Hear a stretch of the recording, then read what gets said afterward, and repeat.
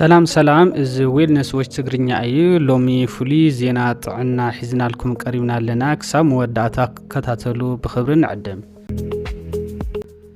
ሎሚ ዝወፀ ዜና ጥዕና ከም ዝሓበሮ ንዞባ ቀርኒ ኣፍሪካ ናብ ሓድሽ ምዕራብ ዝወስድ እዩ ኣብ ዞባ ቀርኒ ኣፍሪካ ማእኸል ናይ ሕክምና ቱሪዝም ክኸውን እዩ ተባሂሉ ትፅቢት ዝተገበረሉ ብትሕዝትኡ ፉሊ ዘመናዊ ሆስፒታል ሎሚ ተመሪቑ ንግልጋሎት ክፍቲ ኮይኑ ኣሎ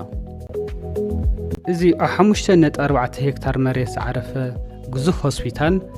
17 ዘመናዊ ህንጻታትን 500 ናይ ሕክምና ዓራውትን ሒዙ ኣሎ እዚ ሆስፒታል እዚ ብአርቲፊሻል ኢንተለጀንስ AI ዝተሓገዘ ዲጂታል ናይ ቅድመ ካንሰርን ድሕረ ካንሰርን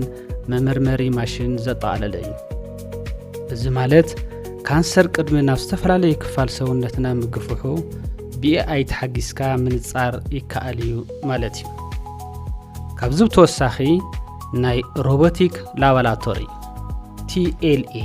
ቶታል ላቦራቶሪ አውቶሜሽን መሳርሕታት እዞም መሳርሕታት ብሰብ ዝፍጠሩ ናይ ላቦራቶሪ ጌጋታት ዘወግድ ብሮቦት ዝተሓገዘ ቁልጡፍ ላቦራቶሪ ምርመራታት ዝገብር እዩ ብድምፂ ጥራይ ዝእዘዝ ካርዲያክ ካተራይዜሽን ላቦራቶሪ ካትላብ ንሕሙማት ልቢ ፉሊ ፍታሕ ዝህብ እዩ በዓል 3 ቴስላ MRI እዚ ብሉጽ ጽሬት ዘለዎ ምስሊ ውሽጣዊ ኣካላት ተሓከምቲ ዝህብ ማሽን እዩ በዓል 640 ስላይስ ሲቲ ስካን ኣዝዩ ዝለዓለ ስላይስ ዘለዎ ሲቲ ስካን ማሽን እዩ ናይ 3D ማሞግራፊ መሳርሒ እዚ ንጥዕና ደቂ ኣንስትዮ ብፍላይ ዝተፈላለዩ ሕወጣትን ካንሰርን ጡብ ንምምርማር ዝሕግዝ ዘመናዊ ማሽን እዩ እዚ ሎሚ ኣብ ኢትዮጵያ ርእሰ ከተማ ኣዲስ ኣበባ ዝተመረቐ ስፔሻላይዝድ ሆስፒታል ላፍቶ ተባሂሉ ዝጽዋዕ ኮይኑ ሎሚ ብወብዒ ስራሕ ጀሚሩ ኣሎ